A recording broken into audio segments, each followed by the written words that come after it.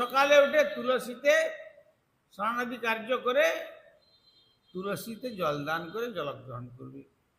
বলে তুলসীতে কেন জল দান করবে এ সম্বন্ধে যদি বিশেষ জ্ঞান না থাকে তাহলে কি হবে না, তাহলে আর সেই কাজের প্রতি আর অনুরাগ থাকবে না। কোনোদিন জল দিলাম আর কোনদিন জল দিলাম না। আর যদি জানেন যে তুলসীতে জলদান করলে কি হয়, তুলসীতে জলদান করলে ভগবত ভক্তি বৃদ্ধি হয়।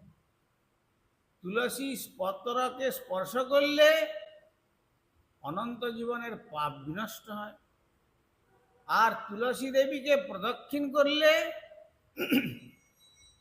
এই সংসার চক্রের পরিভ্রমণ, যে জন্ম মরণ মালার চক্র,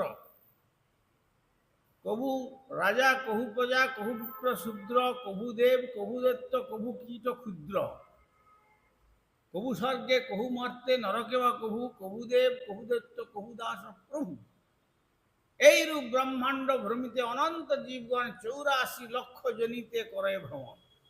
এই যে 84 লক্ষ জনি পরিভ্রমণ করতে হচ্ছে, হ্যাঁ, এই রুটে সান চলবে। পুনরপি জননম পুনরপি মরণম পুনরপি জননী জঠরে শয়নম।